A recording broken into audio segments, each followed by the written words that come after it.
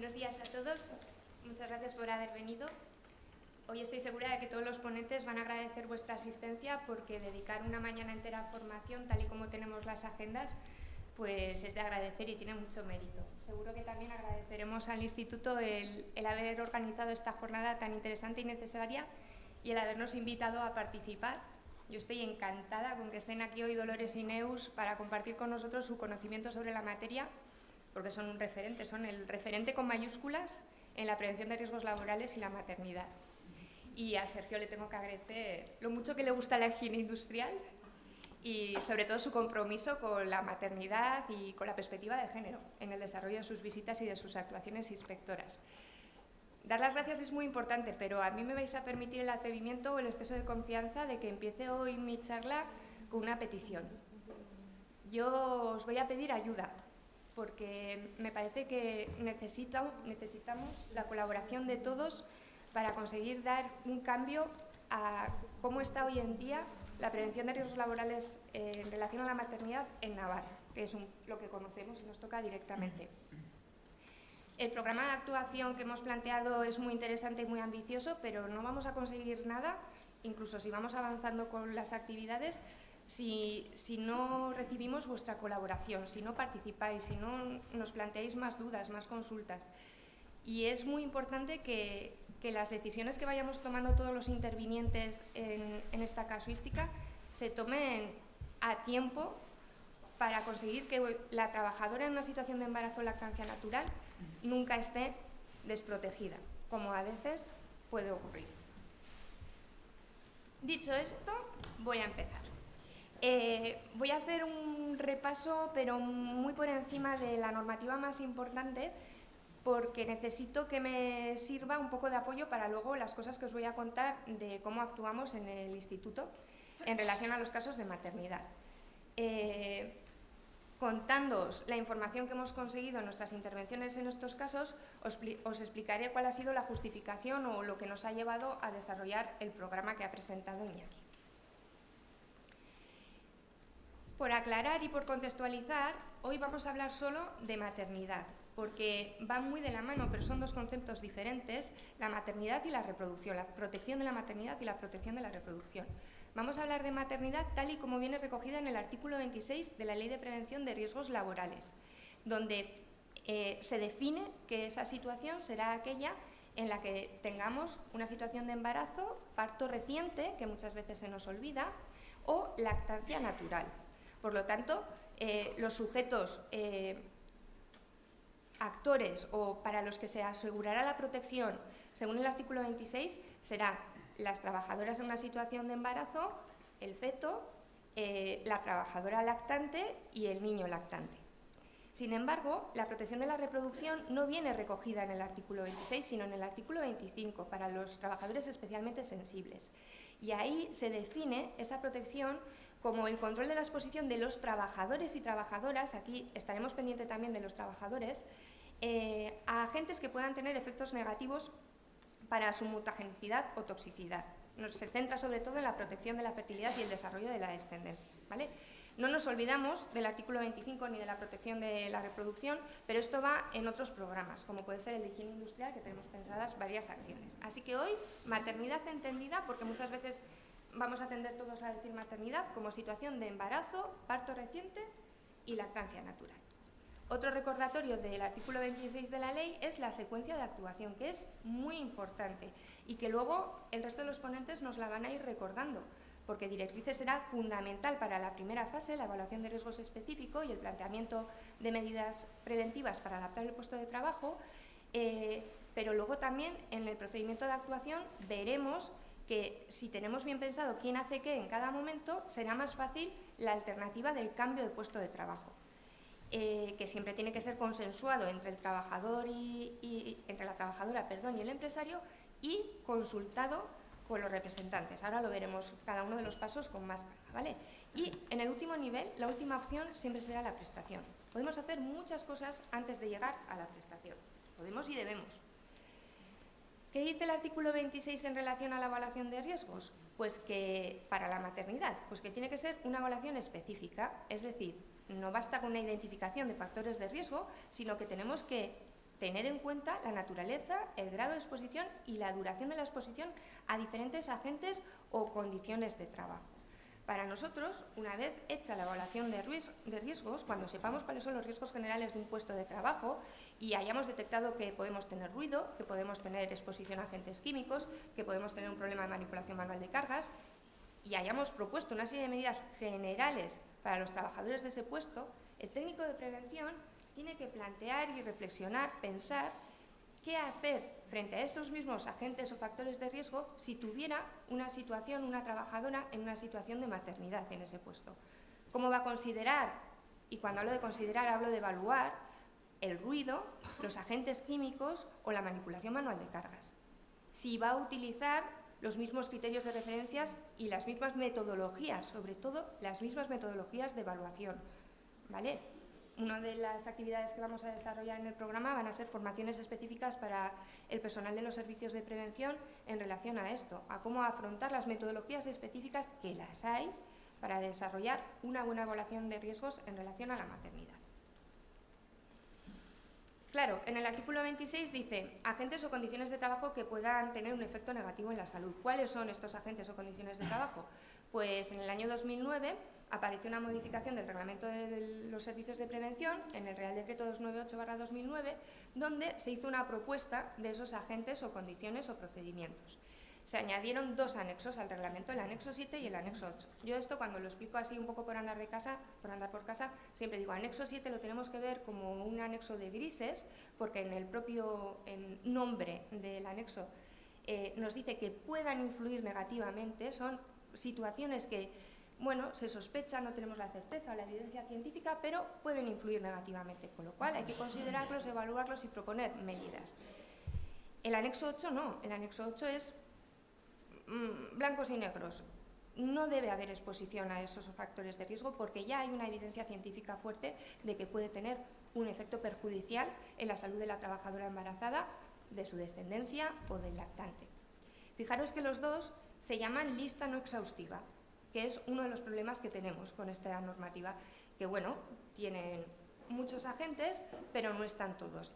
Para mí hay directrices, por ejemplo, en las introducciones de los diferentes agentes, me parece que hace un repaso de las cosas que faltan y puntualiza muy bien lo que se debería haber incluido en esta normativa y no se incluyó.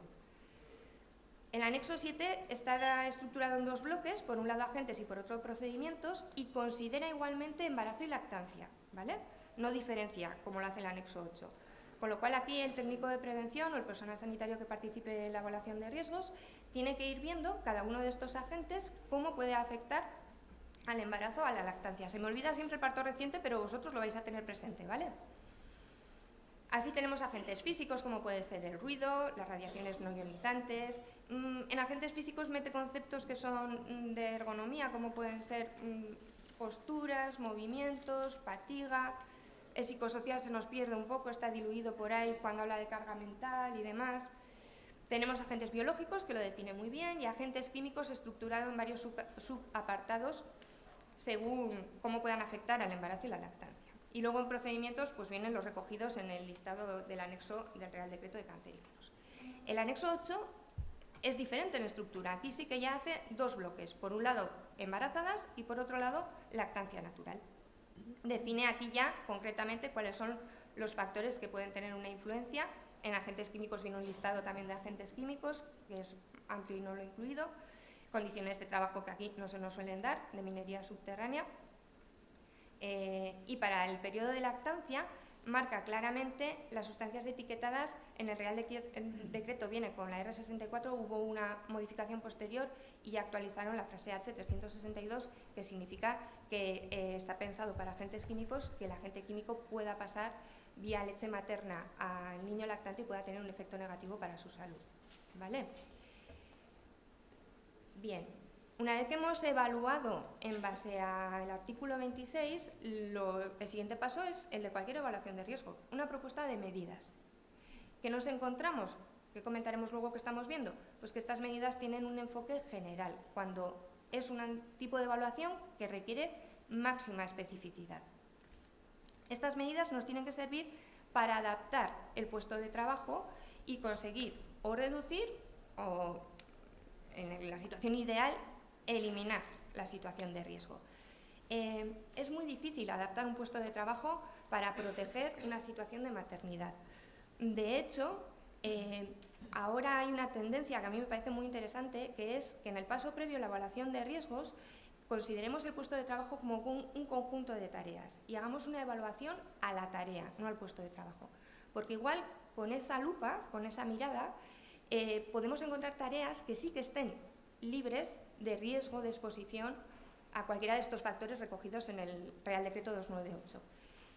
Quizás, una vez que la trabajadora comunica su situación de embarazo, podamos, mientras tomamos decisiones, mientras intentamos seguir ese procedimiento de actuación que deberíamos tener en nuestra empresa, podamos conformarle un puesto de trabajo con un conjunto de tareas que sabemos que no tienen riesgo de su puesto o, si me apuráis, de otros puestos, ¿vale?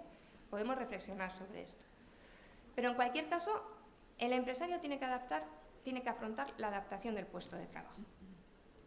¿Qué ocurre? Que muchas veces esto es muy difícil, técnica y económicamente, voy a decir, porque es que, como en muchos temas de prevención de riesgos laborales, aquí tenemos de ruido de fondo el tema económico desde todas sus variantes, preventivas y de prestación, que, bueno, pues dificulta mucho la gestión de estos riesgos. Entonces, en el caso de que no se pueda dar esa adaptación del puesto, el artículo 26 ya nos dice que no pasa nada, que podemos optar por un cambio de puesto de trabajo. Este cambio consensuado, pero siempre a una lista, siempre a un puesto de trabajo que haya estado definido, incluido previamente en una lista de puestos de trabajo exentos. Si hacemos las cosas bien, si no esperamos al último momento a la comunicación de la trabajadora de su situación de embarazo, si lo tenemos previsto, hablado con los representantes de los trabajadores y consensuados, podemos tener, dentro de lo que es nuestro sistema de gestión de prevención de riesgos laborales, un documento que sea el listado, podemos no, debemos tener un listado, miro al inspector porque lo piden, un listado de puestos exentos de riesgo que nos sirvan de comodín para llevar a la trabajadora a ese puesto durante su situación de maternidad. ¿Qué ocurre? Pues que muchas veces en empresas pequeñas, con actividades y puestos muy definidos, personal muy limitado, es difícil tener esta polivalencia, poder tener un puesto exento al que recurrir. Entonces sí, ya no nos quedaría más remedio que terminar la actuación preventiva con la prestación por riesgo para la maternidad. ¿Qué hacemos nosotros en relación a estos temas? Pues varias cosas. Destacamos un poquito las que consideramos más importantes. En primer lugar, detectamos los casos de mujeres embarazadas y en situación de lactancia natural que pudieran tener una situación de riesgo laboral a través de lo que nos informan el personal de atención primaria. Esto lo explicarían mejor compañeros míos de la parte de inspección médica, pero a ellos muchas veces les llegan las consultas de los médicos de familia de oye, tengo esto, no sé cómo afrontarlo, oye, que se venga. Y el médico de inspección recibe a la trabajadora, la entrevista y ve si ahí podemos tener una situación de riesgo. E iniciamos nuestro proceso de asesoramiento, que puede tener diferentes enfoques, ¿eh? Cada caso, yo siempre digo que en prevención en general, pero en maternidad en particular, cada caso es un mundo.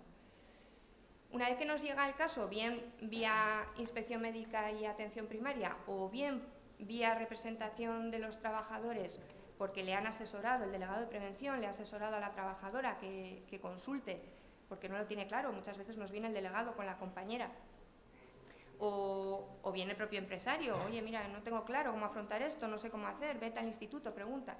Nos llegan de múltiples maneras los casos. Hacemos una atención desde dos enfoques. La atendemos desde medicina del trabajo y desde la parte técnica, porque nos parece que es importante. Si nos parece que la evaluación de riesgos en las empresas tiene que estar desarrollada por tanto el personal sanitario como el personal técnico para que sea completa, pues cómo no vamos a hacer nosotros lo mismo. Según el tipo de caso, según lo que nos cuenta la trabajadora, decidimos que tenemos que intervenir en un nivel u otro. Solemos visitar el puesto de trabajo, revisamos la documentación de la empresa en cuanto a evaluación de riesgos y emitimos un informe en relación a, basado en nuestros criterios de cómo se tiene que actuar conforme al artículo 26. Esto sería intervención de casos, pero además de esto atendemos consultas que nos vienen, pues como os digo, de la propia trabajadora afectada que pueda acabar en un caso, de sus compañeros delegados de prevención, del propio empresario, de los servicios de prevención cada vez más. Tengo que decir que cada vez nos llaman más técnicos de prevención para interesarse, la mayoría de las veces cuando ya son conocedores de que tienen una situación de maternidad en una de las empresas que llevan, pues para ver qué hago, o sea, cómo afronto la evaluación de riesgos. Luego, aparte, nosotros en las diferentes campañas que tenemos de visitas a empresa, comprobamos cómo se gestiona, preguntamos por cómo se gestiona la protección de la maternidad y aconsejamos, también asesoramos en ese momento, porque siempre nos encontramos puntos de mejora.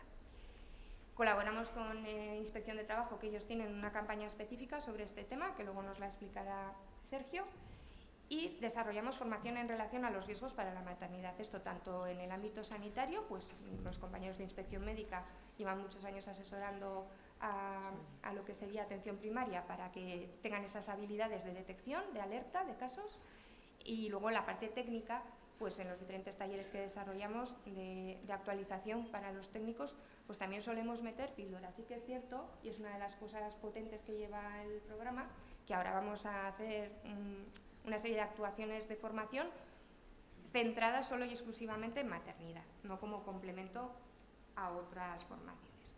Vale, de todas estas cosas que hacemos, quiero pararme a contaros lo que para nosotros sería la punta del iceberg. Aquí os presentamos unos datos y un resumen de casos de lo que ocurrió en 2015 y 2016. 27 casos en 2015, 25 en 2016. Pueden pareceros poco, pero son los casos extremos, podemos decir. Los que tienen disconformidad, la trabajadora con la respuesta que le ha dado la mutua, los casos en los que igual es el delegado de prevención el que no está conforme con el resultado de la evaluación de riesgos del servicio de prevención y también acompaña a la trabajadora. Aquí tenemos incluso metido un caso de paralización de trabajos por parte del delegado de prevención porque consideraba que el riesgo era grave e inminente porque no se había hecho la evaluación de riesgos.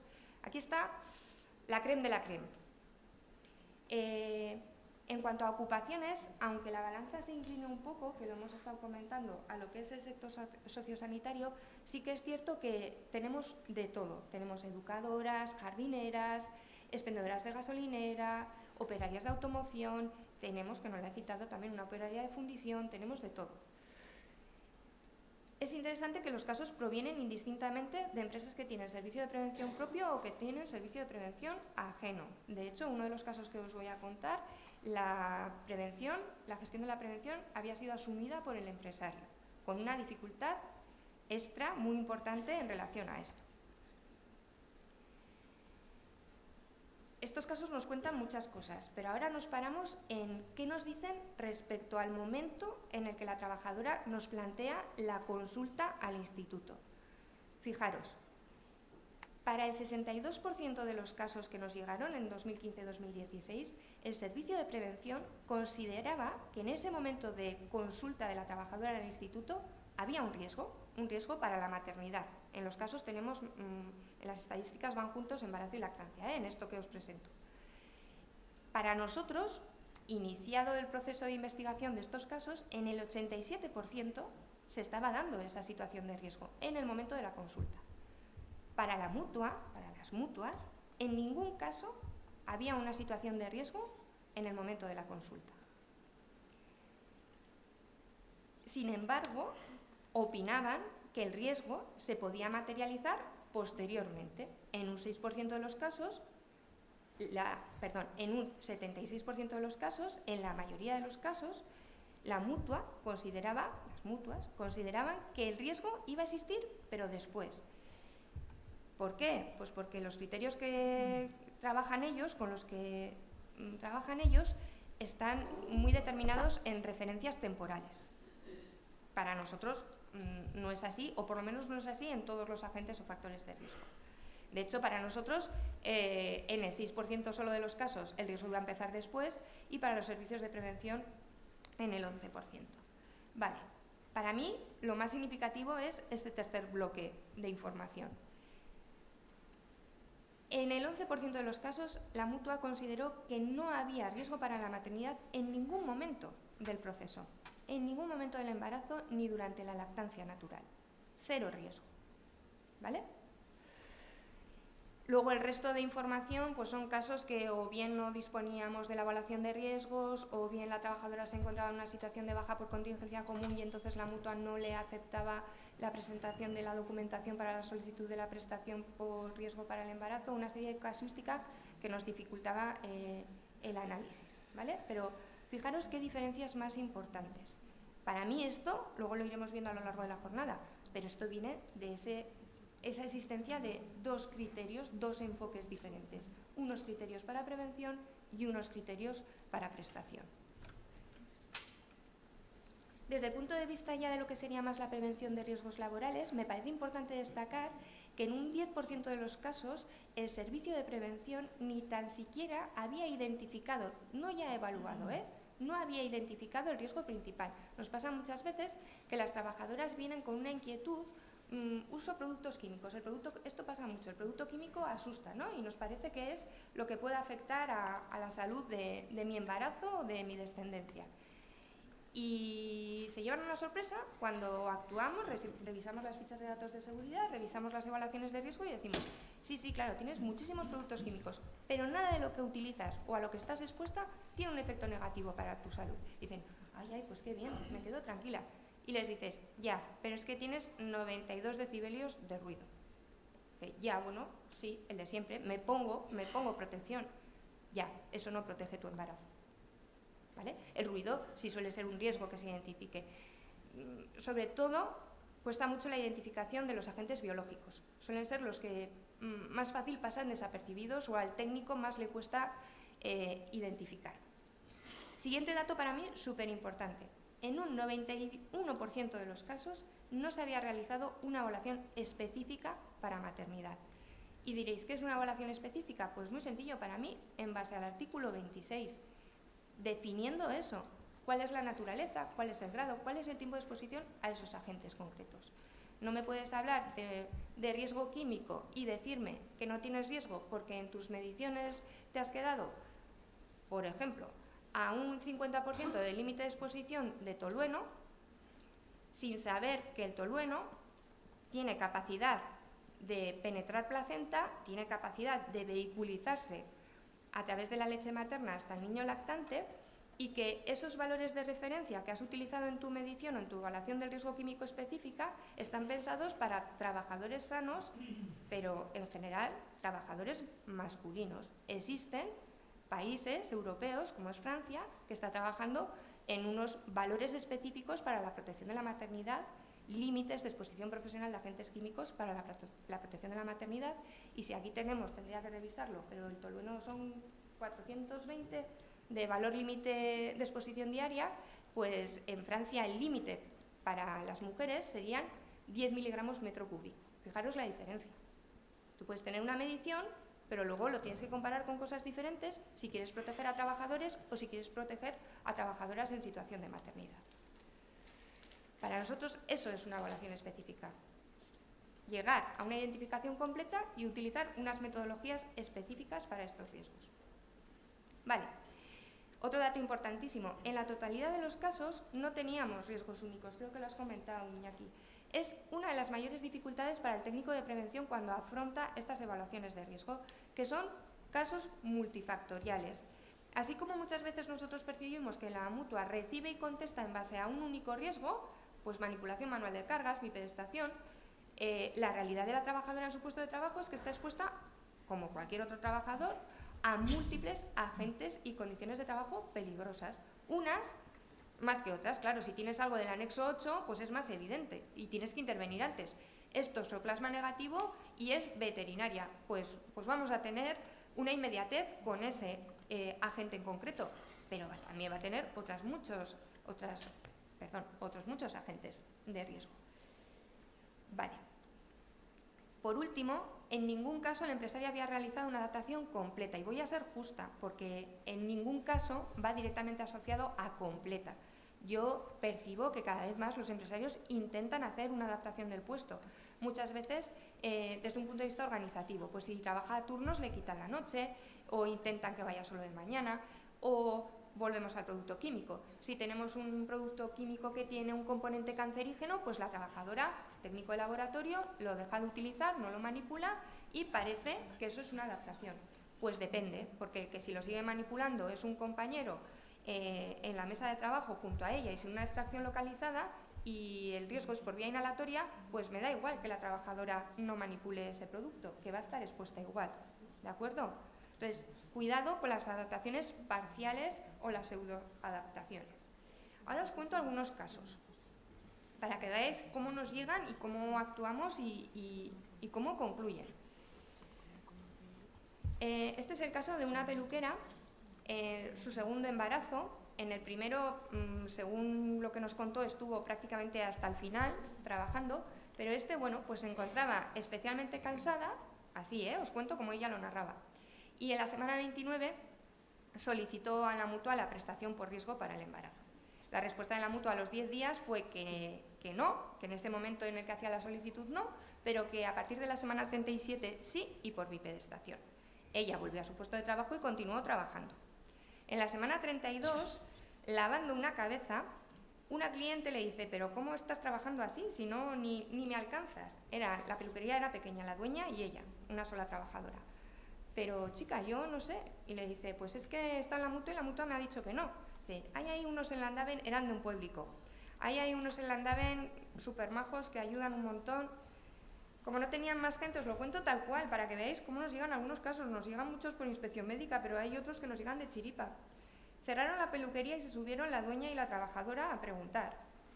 Les atendimos.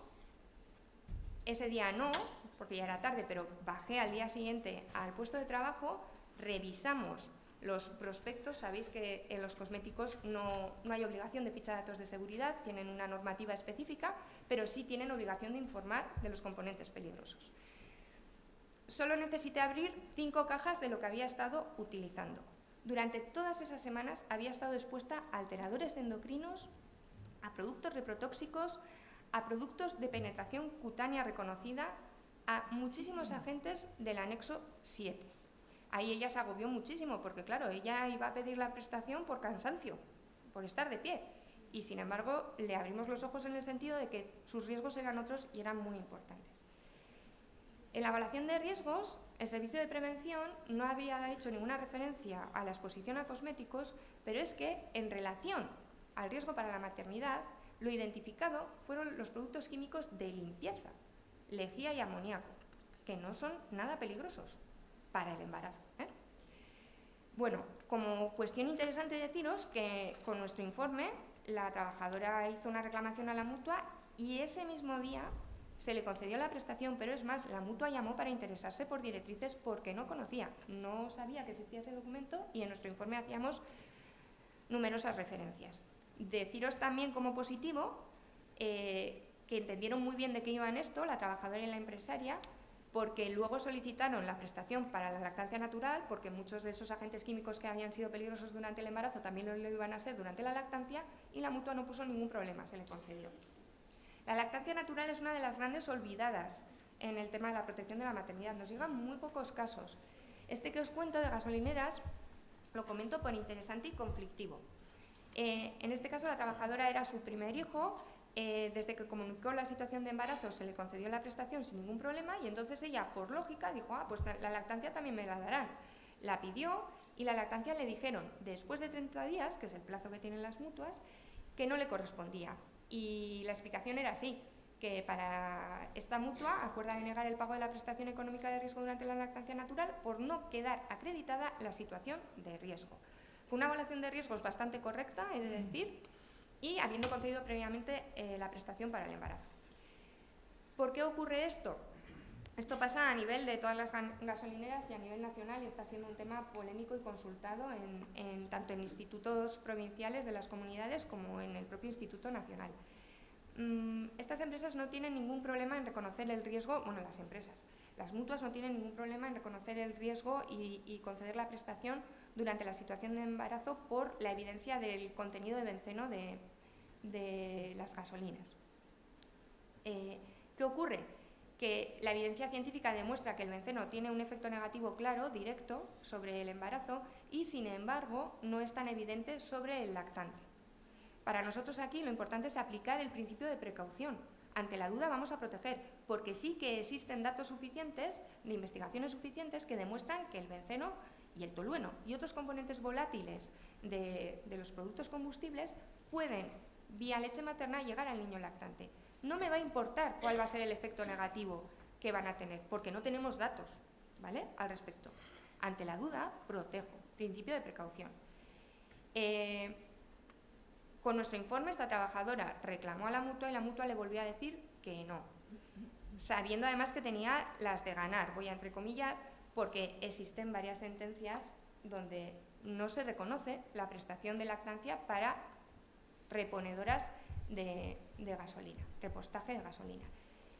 Con el segundo no de la mutua, la trabajadora lo que hizo fue pactar con su empresario y cogerse, bueno, la echó, o sea, suspendieron el contrato con la promesa de que volvía, y volvió. O sea, estuvo más de 4 meses, creo que estuvo medio año con la lactancia natural y luego se reincorporó.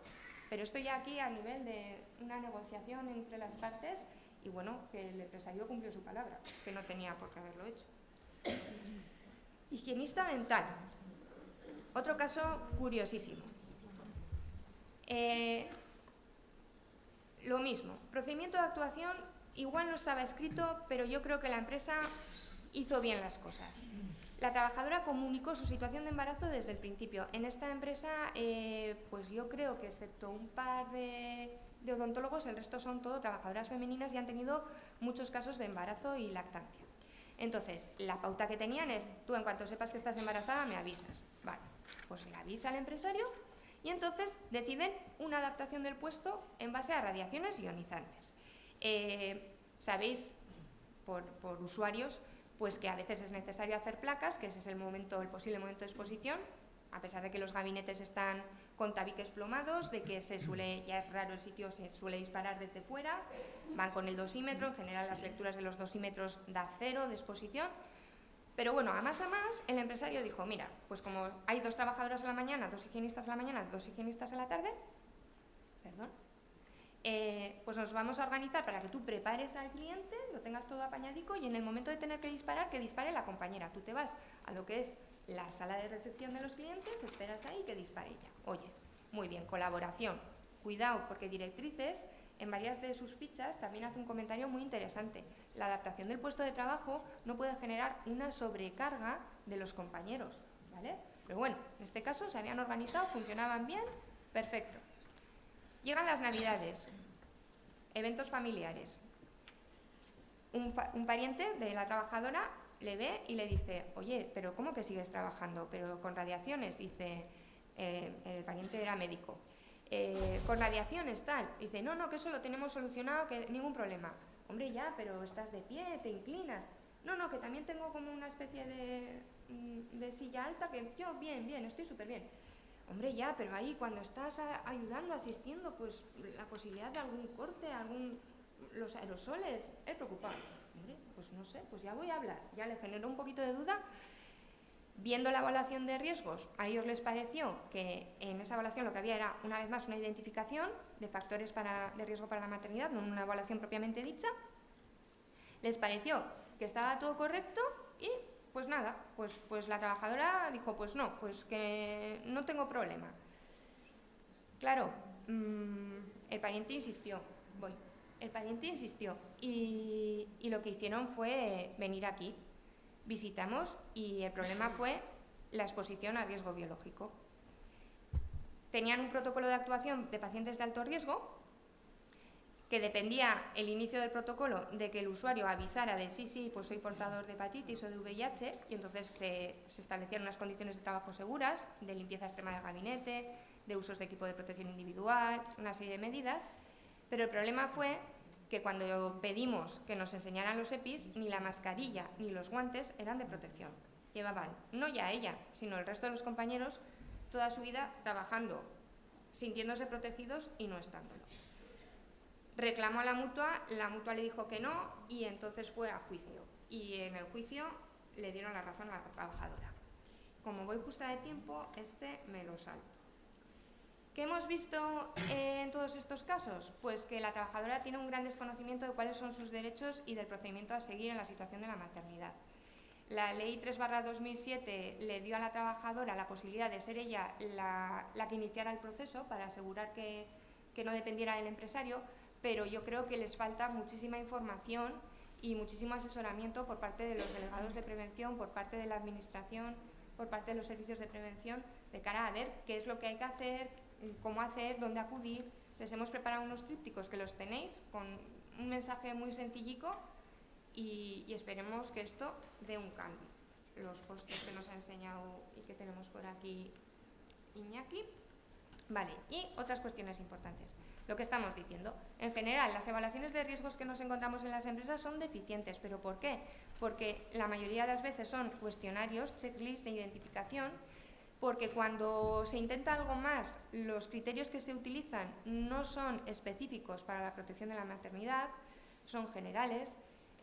Yo creo que también hay un cambio, que poco a poco cada vez se usa más directrices y se mejora la calidad de estas evaluaciones, porque no se proponen medidas específicas para la adaptación de los puestos con riesgo para la maternidad, son medidas muy generales que lo mismo te sirven para la trabajadora embarazada que para un trabajador de 60 años. No solemos encontrarnos las listas de puestos exentos y creemos que todo esto se puede mejorar si somos conocedores y usuarios del documento del Instituto Nacional de Directrices para la Protección de la Maternidad. La otra deficiencia importante que nos encontramos es que no existe un procedimiento de actuación. Cuando encontramos un documento que se llama así, es: ten mucho cuidado, que lo firma la trabajadora como recibí, ten mucho cuidado y acuérdate de decirnos rápido que estás embarazada. Ya está, no hay más. Y a partir de ahí, pues el técnico de prevención empieza a hacer lo que buenamente puede. Esto creemos que se puede solucionar si la empresa tiene desarrollado un buen procedimiento de actuación. Para nosotros, otra clave para que funcione todo son los servicios de prevención, que ellos mismos también a veces tienen una eficiencia de procedimiento, de cómo actuar. Nos encontramos con servicios de prevención que interviene el personal sanitario, hacen unos reconocimientos médicos laborales específicos para el caso de maternidad y ponen unos aptos con limitación, y en esas limitaciones es como si fuera la propuesta de adaptación del puesto de trabajo, ¿no? Hay otros servicios de prevención que ni tan siquiera participa el personal sanitario. Uno de los últimos casos en los que he intervenido, la parte sanitaria del servicio de prevención había hecho ya una citación para un reconocimiento específico y por su lado el técnico le había mandado a la trabajadora que solicitara la prestación. Una descoordinación total. Creemos que esto viene primero, pues probablemente de una carga de trabajo importante, pero sobre todo también de una falta de conocimiento o de tiempo para actualizarnos en ver cuáles pueden ser esas medidas, esas evaluaciones específicas, esos criterios, en formarnos muy bien en medidas concretas para adaptar los puestos de trabajo, y algo que me parece muy importante, comprobar la adaptación del puesto de trabajo. Algo que no se hace nunca es que el técnico vuelva al puesto de trabajo y diga, vale, el técnico, el personal sanitario, diga, vale, bien, me parece que ahora sí. Muchas veces se proponen medidas, el empresario hace lo que buenamente puede y la trabajadora va a trabajar. El técnico tiene que dar un ok ahí. Es mi opinión, ¿eh? Vale, como conclusiones, tenemos varias deficiencias en el cumplimiento de la ley de prevención y eso nos lleva a proponeros el programa específico de prevención de riesgos laborales para la maternidad. Tenemos muchas poblaciones diana en este programa, como son las trabajadoras afectadas, las empresas, los servicios de prevención, delegados y organizaciones sindicales y personal sanitario de lo que sería atención primaria y los centros de atención a la mujer, ahora denominados CASID.